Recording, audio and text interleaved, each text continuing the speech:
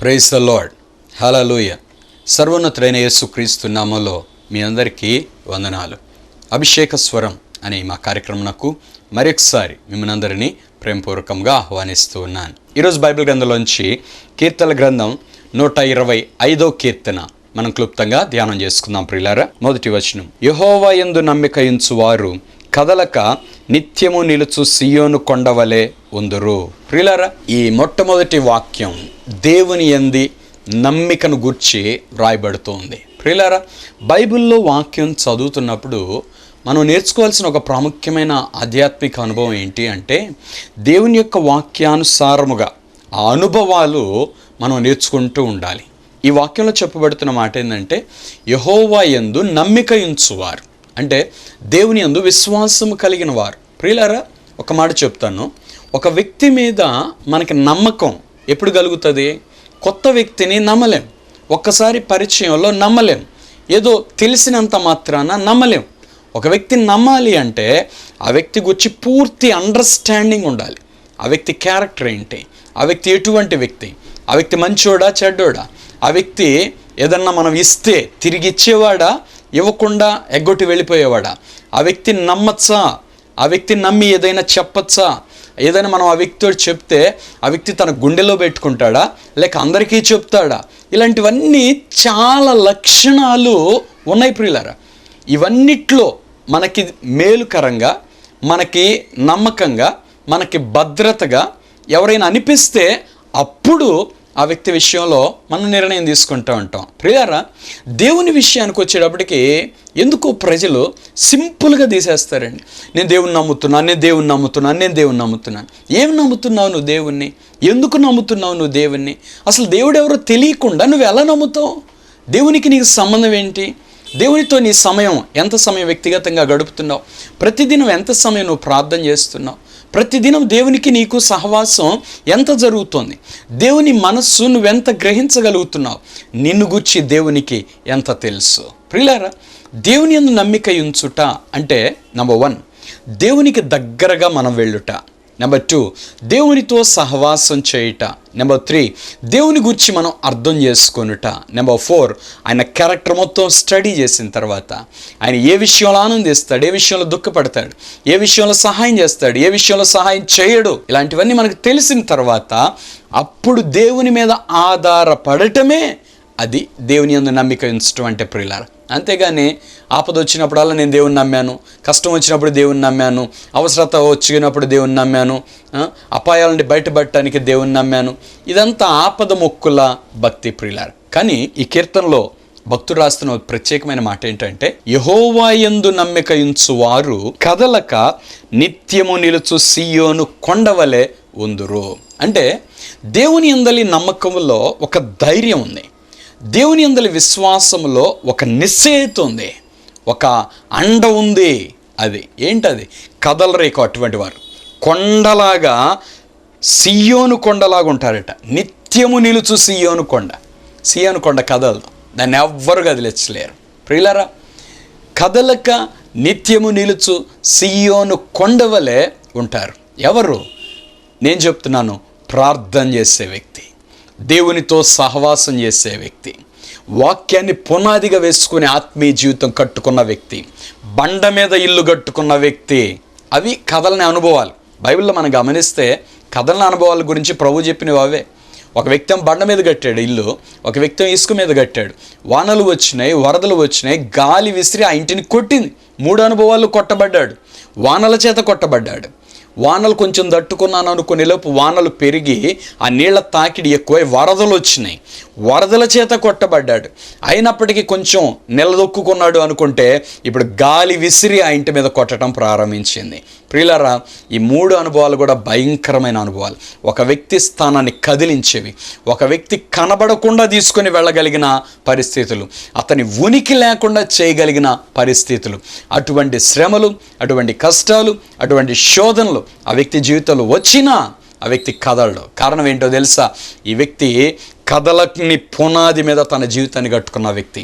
యెహోవా యందు నమ్మిక ఉంచువారు కదలక నిత్యము నిలుచు సియోను కొండవలే ఉందురు. ప్రియ సహోదరుడా, సహోదరి, దేవునిలో మన విశ్వాసం బలం పొందితే, విశ్వాసం ఎక్కడి నుంచి వస్తుంది? వినుట వలన విశ్వాసం కలుగుతుంది. దేవుని వాక్యాన్ని వినటం ద్వారా, ఎక్కువగా వినటం ద్వారా మన జీవితంలో విశ్వాసం వస్తుంది.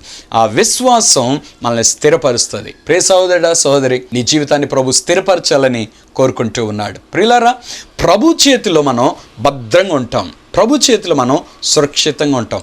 దేవుని యందు నమ్మిక ఉంచుట అంటే దానికి ఇండైరెక్ట్ మీనింగ్ ఏంటంటే దేవుని మీద ఆధారపడుట. దానికి ఇంకా డెప్త్ మీనింగ్ ఏంటంటే మనము దేవుని చేతిలోనికి వెళ్ళుట. అంటే ఇప్పుడు నేను దేవుని నమ్మాను అని మనం ఎక్కడో మనం ఉన్న చోటే ఉండి, దేవుడు ఎక్కడో దేవుడున్న చోటే ఉంటే నువ్వు దేవుని నమ్మింది ఇంకేముందాడ? నువ్వు దేవుని నమ్మితే దేవుని దగ్గరకు వెళతావు.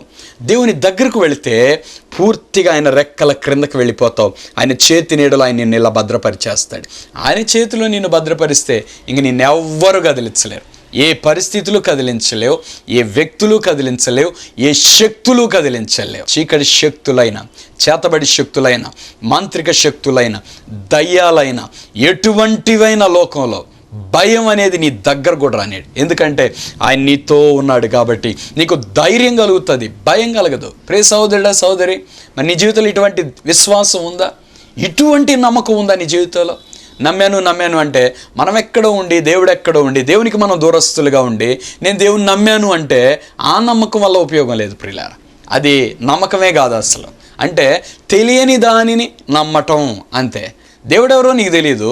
దేవుని సన్నిధిలో నువ్వు ఏ రోజు ప్రార్థన చేసే వ్యక్తివి కాదు, ఏ రోజు కన్నీరు విడిచిన వ్యక్తివి కాదు, నువ్వు మారు మనసు పొందిన వ్యక్తివి కాదు, దేవుని మాట వినే వ్యక్తివి కాదు, దేవుని మాటకు లోబడే వ్యక్తివి కాదు, దేవుని చేతికి నిన్ను అప్పగించుకున్న వ్యక్తివి కాదు. ఇంకెలా దేవుడు నిన్ను కాపాడతాడు చెప్పండి?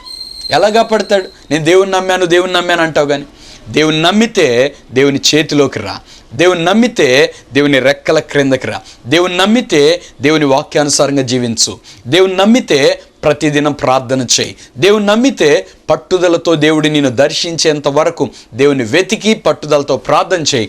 దేవుడు నీతో మాట్లాడేంత వరకు దేవుని వెతకండి. ప్రియులారా, అది దేవుని నమ్మటం అంటే, అది విశ్వాస జీవితం అంటే. అలా కానీ ఏ వ్యక్తి అయినా జీవిస్తే ఆ వ్యక్తి జీవితం ఎలా ఉంటుందో తెలుసా? కదలదు, నిత్యము నిలుచు సీయోను కొండవలే ఆ వ్యక్తి జీవితం ఉంటుంది. ఇంకా ఆ వ్యక్తి జీవితాన్ని ఎవరు కదిలించలేరు. ఏ దయ్యాలు కదిలించలేవు, ఏ చీకటి శక్తులు కానీ ఏవి కదిలించలేవు. మరణం కూడా ఆ వ్యక్తిని కదిలించలేదు. అపాయాలు ఆ వ్యక్తిని కదిలించలేవు. ప్రియులారా, బైబిల్లో మనం గమనిస్తే షడ్రక్ మేషక్ అబేద్నెగోలు కానివ్వండి, దానియేలు కానివ్వండి, యోసేపు కానివ్వండి, ఎన్నెన్ని శ్రమలు పడ్డారు. దావీదు కానివ్వండి, ఎన్నెన్ని శ్రమలు గుండా వారి జీవితాలు వెళ్ళినాయి. కానీ వారు కదల్లా, వాళ్ళ విశ్వాసాన్ని విడిచిపెట్టలా, వాళ్ళ పరిశుద్ధతను విడిచిపెట్టలా, ఎక్కడా లోకంతో రాజీ పడలా, దేవునికి నమ్మకంగా జీవించారు. కారణం ఏంటంటే వాళ్ళకి దేవుని మీద ఉన్న విశ్వాసం. రెండవది వాళ్ళ యొక్క సమర్పణ కలిగిన ప్రార్థనా జీవితం. పట్టుదలతో ప్రార్థన చేసేవారు, దేవుని సన్నిధిలో ఎప్పుడూ ప్రార్థన చేసేవారు. అటువంటి వ్యక్తి ఎప్పుడు కదలడు. ప్రియులారా, ఒక ప్రార్థనా పరుణ్ణి లోకం కానీ, దయ్యపు శక్తులు కానీ, పాతాళం కానీ కదిలించలేదు. ప్రార్థనా పరుడు మోకరించి ప్రార్థన చేస్తుంటే దయ్యపు శక్తులు వణుకుతాయి, పాతాళం వణుకుతుంది. ఏ పరిస్థితులైనా కదలాల్సిందే. అంటే నువ్వు కదలటం కాదు, కదిలించే వ్యక్తిగా మారతావు. అది ప్రార్థనలో ఉన్న శక్తి. ప్రియ సహోదరుడా, సహోదరి, లేచి ప్రార్థన చేయటం ప్రారంభించు. పట్టుదలతో మొర్రపెట్టడం ప్రారంభించు. పట్టుదలతో విజ్ఞాపన చేయటం ప్రారంభించు.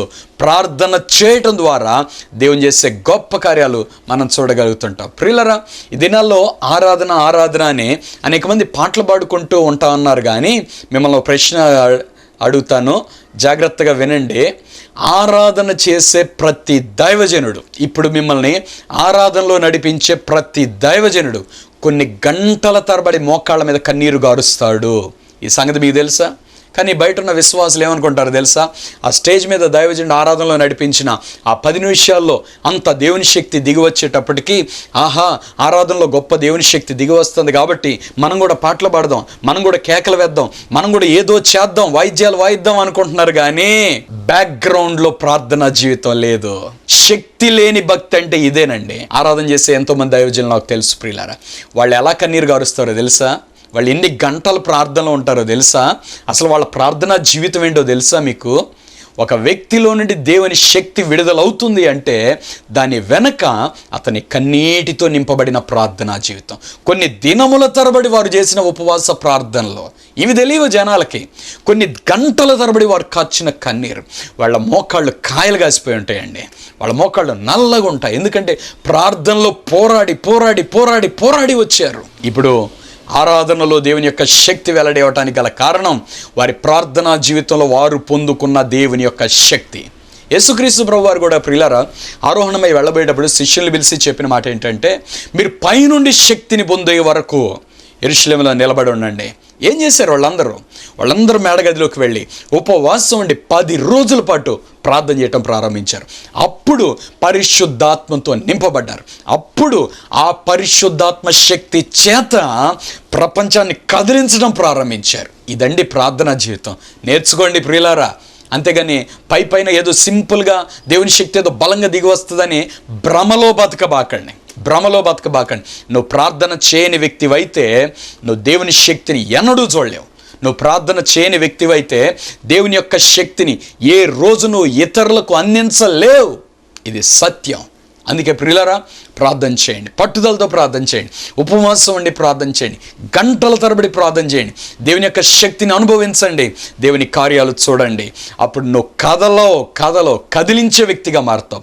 నువ్వు సియోను కొండవలే, నిత్యము నిలుచు సియోను కొండవలే కదలని వ్యక్తిగా నువ్వు ఉంటావు. 2వ వచనం మనం చదువుకుందాం. యెరూషలేము చుట్టూ పర్వతములు ఉన్నట్లు యెహోవా ఇది మొదలుకొని నిత్యము తన ప్రజల చుట్టూ ఉండును. ప్రియులారా, ఈ యెరూషలేము పట్టణానికి ఒక గొప్ప కాపుదల ఏంటంటే, ఈ యెరూషలేము చుట్టూ కొండలు ఉన్నాయంటండి, పర్వతాలు ఉన్నాయి చుట్టూ. అలాగూ యెహోవా ఇది మొదలుకొని నిత్యము అంటే ప్రతిరోజు తన ప్రజల చుట్టూ ఉండును. దేవుడు ఎక్కడున్నాడు? నీ చుట్టూ ఉన్నాడు. దేవుడు ఎక్కడున్నాడు? నీ కుడి ప్రక్క నీకు నీడగా ఉన్నాడు.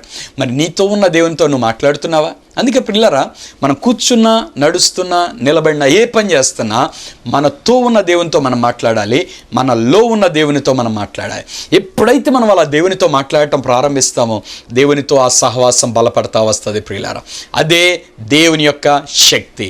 అంతే ప్రియులారా, ఒక వ్యక్తి దేవునికి దగ్గరగా వెళ్ళే కొలది దేవునిలో ఉన్న మహిమ ఇతనిలోనికి వస్తూ ఉంటుంది, దేవునిలో ఉన్న శక్తి ఇతనిలోనికి వస్తూ ఉంటుంది, దేవుని పరిశుద్ధాత్మ చేత ఈ వ్యక్తి నింపబడుతూ ఉంటాడు. అంతే సింపుల్ ప్రియులారా.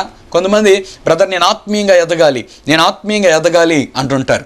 ఆత్మీయంగా ఎదగాలంటే ఎవరో పట్టుకొని సాగదీరండి. ఏదో ఒక్క రోజుల గబక్కన ఏదో వచ్చేసి ఏదో అయిపోరు. క్రమమైన ప్రార్థనా జీవితం, క్రమంగా వాక్యాన్ని చదివే అనుభవం, అదే ఆత్మీయంగా ఎదగటానికి గల కారణం ప్రియులారా. దేవుడు మన చుట్టూ ఉన్నాడు, దేవుడు మనతో ఉన్నాడు, దేవుడు గొప్ప కాపుదలు ఇస్తున్నాడు. ఎందుకు? దేవుడు భద్రపరుస్తున్నాడు. ఎందుకు? మనము దేవునితో ఎదగాలి అని, దేవుని సహవాసంలో ఎదగాలని. ప్రియులారా, మీకు అర్థమయ్యే సింపుల్గా ఉదాహరణ చెప్తాను. ఒక చిన్న పిల్లోడు ఉన్నాడు అనుకోండి, ఆ వ్యక్తి పెద్దోడుగా మారాలి అనుకోండి. ఒకరోజు పట్టుకొని సాగదీస్తే పెరుగుతాడా? ఒకరోజు పట్టుకొని సాగదీస్తే బలం వస్తుందా? కొంతమంది ఉద్రేక పౌరులండి, భక్తిలో మారు మనసు పొంది 2 దినాలు రావు, కొన్ని నెలలు కూడా అప్పుడే ఒక్కసారి ఏదో కొన్ని సంవత్సరాల తరబడి ఉన్న అనుభవం, ఆ శక్తి మొత్తం పొందుకున్నట్లుగా ఫీల్ అయిపోతున్నారు. భ్రమ, అది భ్రమ. పిల్లోడే, పెద్దోడే. పిల్లోడికి జ్ఞానం ఉండదు, పెద్దోడికి జ్ఞానం ఉంటుంది. పిల్లోడి చేతిలో ₹1,00,00,000 ఉన్నంత మాత్రాన ఇతని జ్ఞానం లేదు. అలాగే ప్రియులారా, కొంతమంది వ్యక్తులు ఆత్మీయ జీవితంలో ఏదో నేర్చుకొని, ఏదో తెలుసుకొని, ఏదో చేద్దామని ప్రయత్నం చేస్తున్నారు. అది తప్పు, అది ఉద్రేకం. జాగ్రత్తగా జ్ఞానంతో మనం ఒక్కొక్కటి నేర్చుకుంటా వెళ్ళాలి ప్రియులారా. వాక్యాన్ని కూడా మనం చదువుకుంటా వెళుతుంటే వాక్యం ఒక్క రోజులో అర్థమయ్యేది కాదు. ఇది చదువుకుంటా వెళుతుంటే క్రమక్రమంగా దేవుడు మనల్ని పరిశుద్ధతలోనికి నడిపిస్తాడు. వాక్యానుసారంగా దేవుడు చేసే కార్యం అది. క్రమక్రమంగా దేవునితో మనం ఏం చేయాలో దేవుడు నేర్పిస్తూ వస్తాడు. తర్వాత దేవునికి దగ్గరగా ఎలా వెళ్ళాలి, దేవుని ఎలా సంతోష పెట్టాలి, ఈ అనుభవాలు నేర్పిస్తాడు. ఆ తర్వాత దేవుని యొక్క శక్తి చేత నింపడం ప్రారంభిస్తాడు. నువ్వు రక్షించబడితే కదా ఇతరులను రక్షించగలవు. నువ్వు పరిశుద్ధతలోకి వస్తే కదా ఇతరులను పరిశుద్ధతలోకి నడిపించగలవు. నువ్వు దేవుని శక్తిని పొందుకుంటే కదా ఇతరులకు దేవుని యొక్క శక్తిని అందించగలవు. కాబట్టి ప్రియులారా, ఒక వ్యక్తి చిన్న పిల్లోడు ఎలాగైతే పెద్దోడుగా ఎదుగుతున్నంత వరకు తల్లి చక్కగా 3 పూట్ల భోజనం పెట్టి కావాల్సిన బలమైన ఆహార పదార్థాలు ఇచ్చి పాలిచ్చి ఎలాగైతే తల్లి చక్కగా పెంచి నడిపిస్తూ వస్తుందో, అలాగే ప్రియులారా ప్రతి వ్యక్తి కూడా ప్రతిదినం వాక్యం అనే పాలు తాగుతూ వాక్యం అనే బలమైన ఆహారాన్ని తింటూ ప్రతిదినం క్రమమైన ప్రార్థనా జీవితం కలిగి జీవిస్తే అప్పుడు ఈ వ్యక్తి జీవితం బలం పొంది దినదినము ఎదుగుతూ వస్తుంది. ప్రియులారా తప్పనిసరిగా మీ అనుదిన జీవితంలో మీరు ఇటువంటి శక్తిని బలమును మీరు పొందాలి అని మనవి చేస్తున్నాను. దేవుడు తన ప్రజల చుట్టూ ఉన్నాడు. ప్రియ సహోదరి సహోదరుడా, దేవుడు నీతో ఉన్నాడు. కాబట్టి దేవుడు నీకు దొరుకుతున్న ఈ కాలం నువ్వు ఎక్కువగా ప్రార్థన చేయి. దేవునితో సహవాసంలో బలపడు. దేవుని యొక్క మనస్సును తెలుసుకోవటానికి ఎక్కువగా ప్రార్థన చేయి. దేవునితో సహవాసం చేస్తుంటే దేవుని మనస్సు ఏంటో మనకు అర్థమవుతా వస్తుంది. ప్రియులారా దేవుడు నీతో ఉన్నాడు, దేవుడు నీ చుట్టూ ఉన్నాడు, దేవుడు తన కాపుదలలో నిన్ను భద్రపరుస్తున్నాడు. అదే సమయంలో ఈ కాపుదల వచ్చిన సమయంలో మనం చేయాల్సిన పని ఏంటి అంటే ఆత్మీయంగా ఎదగాలి. ప్రియులారా శోధనలు వచ్చినప్పుడు ఒక వ్యక్తి ఎదగలేడండి, శ్రమలు వచ్చినప్పుడు ఒక వ్యక్తి ఎదగలేడు. ఇవి తొలగిపోతే చాలు అని పట్టుదలతో అలా ప్రార్థన చేస్తూ ఉంటాడు. అది పోరాటం. కానీ ఆత్మీయ ఎదుగుదల అంటే అర్థం ఏంటంటే నీకే సమస్యలు లేవు, ఏ శ్రమలు లేవు, ఏ కష్టాలు లేవు, అయినా నువ్వు పట్టుదలతో ప్రార్థన చేయాలి, అయినా నువ్వు పట్టుదలతో దేవుని వాక్యం చదవాలి. ఒక పెద్ద కష్టం వచ్చినప్పుడు ఎలాగైతే ప్రార్థన చేస్తావు, ఒక పెద్ద కష్టం వచ్చినప్పుడు ఎలాగైతే పట్టుదలతో వాక్యం చదువుతావో అలాగే దేవుని పట్టుకొని ఇప్పుడు ఏ శ్రమ లేకపోయినా అలాగే పట్టుకొని ప్రార్థన చేయటం ఆత్మీయ ఎదుగుదలకి కారణం. ప్రియులారా యేసుప్రభువు నేర్పించిన అనుభవం ఏంటంటే శిష్యులతోటి ఆ గెత్సెమనే తోటలో ప్రభువు చెప్పిన మాట, మీరు శోధనలో ప్రవేశించకుండునట్లు మెళకువగా ఉండి ప్రార్థన చేయండి అని చెప్పాడు. అంటే అప్పటికి శిష్యులకి ఏమైనా శోధన ఉందా? ఏమీ లేదు. కానీ భవిష్యత్తులో రాబోతున్న శోధనని ఎదుర్కోవటానికి ఒక మెళకువగలిగిన ప్రార్థనా జీవితం కావాలి. కాబట్టి ప్రియులారా నాకు కష్టాలు ఏమి లేవు, నాకు బాధలు ఏమి లేవు, నాకు సమస్యలు ఏమి లేవు అని కదలకుండా ప్రార్థన చేయకుండా ఉండబాకు. పట్టుదలతో ప్రార్థన చేయి. శక్తిని పొందుకునే సమయం ఇది. పట్టుదలతో విజ్ఞాపన చేయండి, ఇంకా ఎక్కువ ప్రార్థన చేయండి. సుఖముగా దేవుడు నడిపిస్తున్నప్పుడు, సంతోషంలో దేవుడు నడిపిస్తున్నప్పుడు, సమాధానంగా మన జీవితాన్ని దేవుడు నడిపిస్తున్నప్పుడు ఇంకా ఎక్కువగా ప్రార్థన చేయండి. అలా ఎక్కువగా ప్రార్థన చేయటం ద్వారా మనం శక్తిని పొందుకోగలుగుతాం, బలం పొందుకోగలుగుతాం. ప్రియులారా 3వ వచనం, నీతిమంతులు పాపము చేయుటకు తమ చేతులు చాపకుండునట్లు భక్తిహీనుల రాజదండము నీతిమంతుల స్వాస్థ్యం మీద ఉండదు. ప్రియులారా ఇది ఒక అద్భుతమైన వాగ్దానం. నీతిమంతులు అంటే దేవుని పిల్లలు, లేక యేసు రక్తంలో కడగబడిన వారు, పరిశుద్ధ జీవితం జీవించడానికి తీర్మానం చేసుకున్నవారు. ఇటువంటి వారు పాపం చేయటానికి, వాళ్ళ చేతులు చాపటానికి దేవుడు ఒప్పుకోడంటండి. అంటే ఒకవేళ వీళ్ళు బలహీనులై వీళ్ళు మేము పాపములో పడతామన్నా దేవుడు ఒప్పుకోడంట, వారిని విడిచిపెట్టడు. విలాపవాక్యాల గ్రంథం 3వ అధ్యాయంలో రాయబడి ఉంటుంది, ఒక వ్యక్తి అంట దేవుని మొరపెడుతున్నా అంట, నన్ను విడిచిపెట్టు అన్నట్టుగా ఎంత మొరపెడుతున్నా దేవుడు చెవులు మూసుకుంటున్నా అంట. ఇట్టాటి ప్రార్థనలు నేను వినను.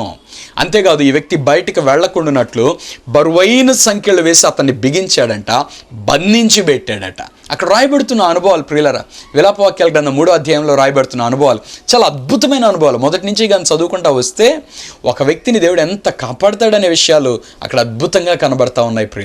ప్రియులరా మానవ జీవితంలో మనం నేర్చుకోవాల్సిన విషయం ఏంటంటే దేవుని చేత కాపుదల్లో మనం భద్రపరచబడాలి. దేవుడు మనల్ని ఏ విషయాల్లో భద్రపరుస్తాడంటే నెంబర్ 1 పాపం చేయనీయకుండా భద్రపరుస్తాడు. మనం కూడా ఇష్టపడాలి. అంతేగాని నన్ను వదిలి నేను పోతాను అని పద్దాకులు నసబెడుతున్నాం అనుకోండి, దేవునికి కానీ విసుగొచ్చింది అనుకో, ఇంకా అన్నాడు అనుకోండి, ఇంక అంతే. అట్లా ఎప్పుడు మనం దేవుని విసిగించకూడదు. ఒకవేళ నువ్వు పాపము చేయాలని ఆశ నీకు కలిగినా దేవుడు కానీ నిన్ను పాపము చేయకుండా తప్పిస్తే బుద్ధి తెచ్చుకొని అమ్మో దేవుడు నన్ను కాపాడుతున్నాడు, పరిశుద్ధత విషయంలో దేవుడు నన్ను కాపాడుతున్నాడు, కాబట్టి ఇంకా ఎన్నడూ నేను ఇలాగ చేయను అని మనం అలా తీర్మానం చేసుకోవటం అది మనకు ఆశీర్వాదకరం. ప్రియులారా కాబట్టి నీతిమంతులు పాపం చేయటానికి తమ చేతులు చాపకుండునట్లు భక్తిహీనుల రాజదండము నీతిమంతుల స్వాస్థ్యం మీద ఉండదు అంటున్నాడు. ఇక్కడ భక్తిహీనుల రాజదండము అంటే అధికారానికి గుర్తు. భక్తిహీనుల రాజదండం అంటే అన్యులు కూడా నీ చేత పాపం చేయించలేరు. ఎందుకంటే నువ్వు దేవునితో నడిచే వ్యక్తివైతే, నీకంటూ ఒక పరిశుద్ధ జీవితాన్ని నువ్వు కట్టుకున్న వ్యక్తివైతే, ప్రియులారా, మారు మనస్సు పొందిన వ్యక్తి, పరిశుద్ధ జీవితం జీవించే వ్యక్తి తన జీవితాన్ని భద్రపరుచుకోవాలి. ఎవ్వరికీ అందనంతగా తన జీవితాన్ని తను భద్రపరుచుకోవాలి.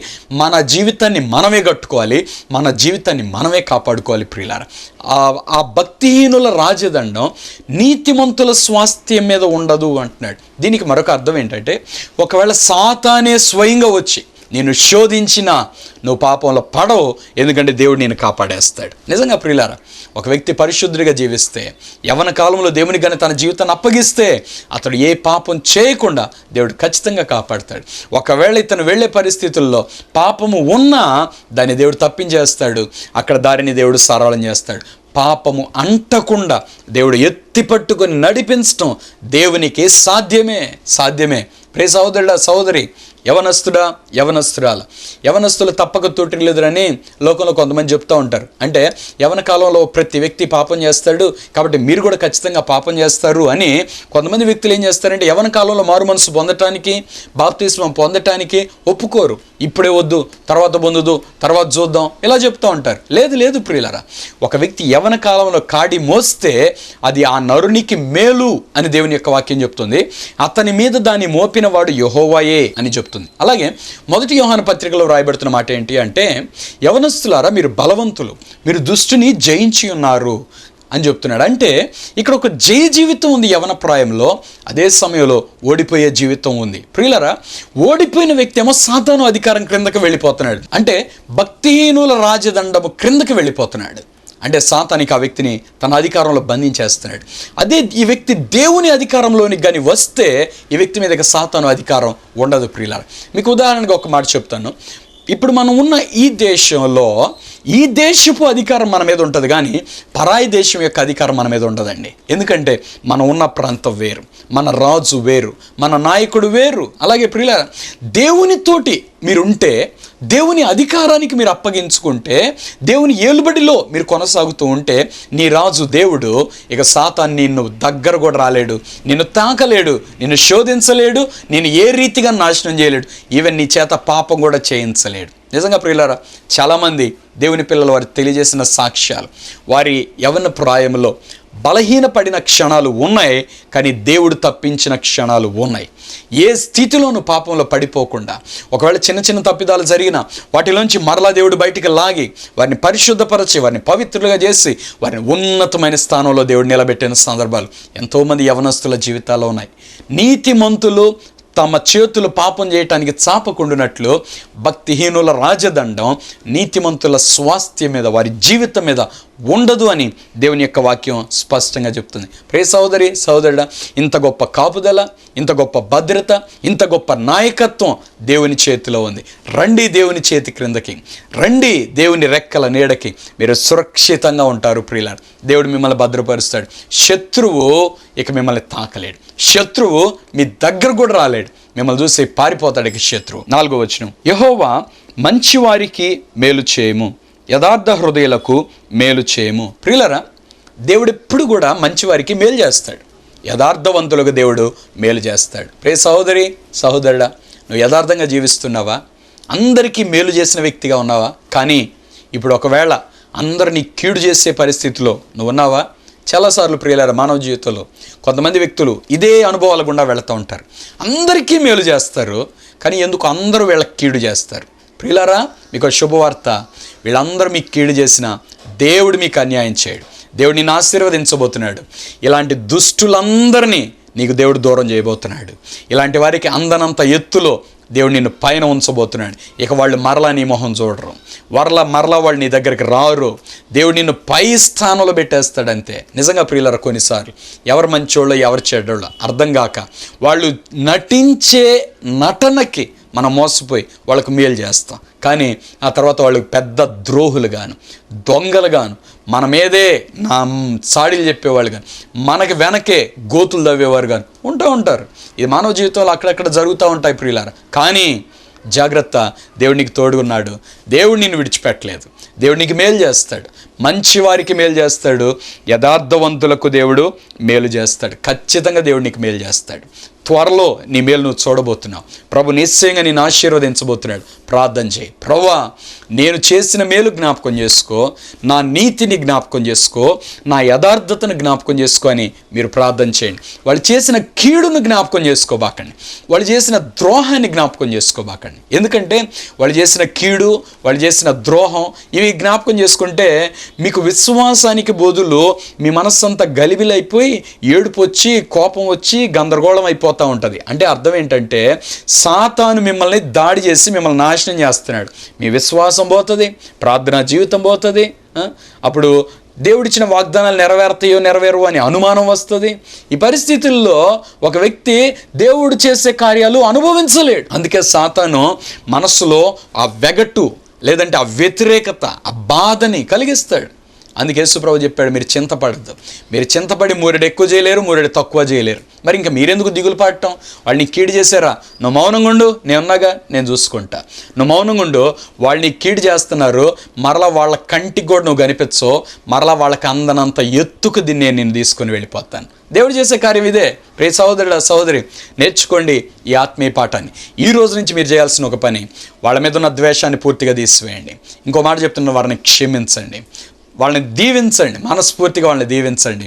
వాళ్ళ కంటికి కనబడనంత దూరం, వాళ్ళకి అందనంత ఎత్తుకి ఒక ఉన్నతమైన ఆశీర్వాదంలో దేవుడు మిమ్మల్ని తీసుకుని వెళ్తాడు. దేవుడు మంచి వారికి మేలు చేస్తాడు, యథార్థవంతులకు మేలు చేస్తాడు. 5వ వచనం, తమ వంకర త్రోవలకు తొలగిపోవు వారిని పాపము చేయు వారితో కూడా యెహోవా కొనిపోవును. ఇశ్రాయేలు మీద సమాధానం ఉండును గాక. ప్రియులారా, వంకర దారులో నడిచే వాళ్ళు ఉన్నారే కొంతమంది, మీకు ద్రోహం చేసిన వాళ్ళు, మీకు కీడు చేసిన వాళ్ళు, నమ్మించి మిమ్మల్ని మోసం చేసిన వాళ్ళు, వాళ్ళందరూ ఎక్కడ ఉంటారో తెలుసా? ఇప్పుడు బాగున్నట్టు ఉంటారు, కానీ వాళ్ళందరూ ఏ గుంపులో చేరారు అంటే పాపము చేసే వారి గుంపులో చేరారు. రేపొద్దున యేసుక్రీస్తు ప్రభు నీతిగల న్యాయాధిపతిగా సింహాసనాసీనుడై కూర్చున్నప్పుడు మనుషులందరినీ తీసుకొచ్చి తను ఎదురు పోగు చేస్తాడు. గొల్లవాడి మేకలోంచి గొర్రెల్ని మేకలు వేరు చేసినట్లుగా గొర్రెలుగా నీతిమంతుల్ని, మేకలుగా పాపాత్ముల్ని, గొర్రెలనేమో కుడి ప్రక్కన, మేకలనేమో ఎడం పక్కన పోగు చేస్తాడు. ఇప్పుడు వీళ్ళు మీకు ద్రోహం చేశారంటే వీళ్ళు ఇప్పుడు ఎక్కడికి వెళ్ళారంటే ఈ గుంపులోంచి ఆ గుంపులోకి వెళ్ళారు. అంటే పాపాత్ముల గుంపులోకి వెళ్ళారు. పాపం చేసే వాళ్ళందరినీ దేవుడు తీసుకెళ్ళి ఒకరోజు నిత్య నరకంలో వేయబోతున్నాడు. కొంతమంది అంటారు, బ్రదర్, ఇప్పుడు వాళ్ళు మాకు ఇంత ద్రోహం చేశారు కదా, ఇప్పుడు వాళ్ళకి ఏమీ జరగదా, ఎప్పుడో వచ్చే నరకమేనా అంటుంటారు. ప్రియులారా, ఎప్పుడో వచ్చే నరకం కాదు, అది యుగ యుగాలు మండే అగ్నిగుండం.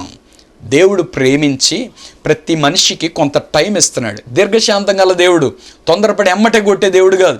అలా కొట్టుంటే నువ్వు బతికే వ్యక్తి కాదు, నేను బతికే వ్యక్తిని కాదు. మనమందరం పాపులమే. దేవుని వాక్యం చెప్తుంది, ఏ భేదము లేదు, అందరూ పాపం చేసి దేవుడు అనుగ్రహించి మహిమను పొందలేకపోతున్నాం. మన మారు మనసు పొందడానికి ఎన్ని సంవత్సరాలు పట్టింది? మనం పరిశుద్ధంగా జీవించడానికి ఎన్ని సంవత్సరాలు పట్టింది? మనం ఎంతకాలం దేవునికి దూరస్తులుగా తిరిగాం? దేవునికి కానీ కోపం వచ్చి ఉంటే నువ్వు ఉండే వ్యక్తి కాదు, ఎవ్వరూ ఉండే వ్యక్తి కాదు. కాబట్టి దేవుడు ఏం చేశాడు? ఓర్చుకున్నాడు. ఇప్పుడు వాళ్ళ ఎడల కూడా దేవుడు ఓర్చుకుంటున్నాడు. అదే దేవుని దీర్ఘశాంతం.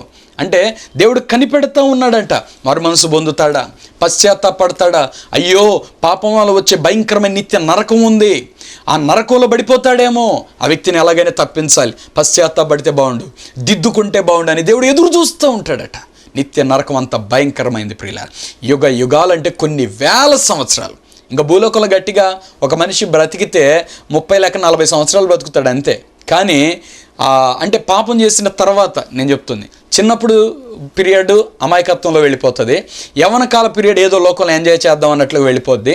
ఒక 30 సంవత్సరాలు దాటిన కాడి నుంచి మాత్రం మనిషి మోసం చేయటానికి ప్రారంభిస్తూ ఉంటాడు. అంటే ఇక మోసం చేసిన వయసు కాడి నుంచి ఈ వ్యక్తి ఎంతకాలం బతుకుతాడంటే ఇంకా గట్టిగా 30 సంవత్సరాలే బతికేది. ఈ 30 సంవత్సరాల పీరియడ్లో దేవుడు దీర్ఘశాంతం చూపిస్తున్నాడు, మారు మనసు పొందుతావా అని. ఒకవేళ మారు మనసు పొందకపోతే ఈ వ్యక్తిని తీసుకెళ్ళి నరకంలో వేయటం మాత్రం ఖాయం. అక్కడ అగ్ని ఆరదు, ఆత్మ చావదు. అక్కడ వాళ్ళు ఏడ్చే ఏడుపు అంతా ఇంత కాదు. ఒక్కసారి నిత్య నరకాగ్నిని చూస్తే ఏ వ్యక్తి అయినా నా శత్రువు కూడా అక్కడికి వెళ్ళకూడదు అని కోరుకుంటా ఉంటాడు. అంత భయంకరమైంది నిత్య నరకం. అందుకే దేవుడు సమయం ఇస్తున్నాడు. ప్రియ సహోదరుడా, సహోదరి, ఒకవేళ నువ్వు ఇప్పటికీ దేవునికి దూరస్తుడిగా పాపంలో శాపంలో జీవించే వ్యక్తివైతే ఇప్పుడే మీకు ఇలా అనుకూల సమయం. మారు మనసు పొందు.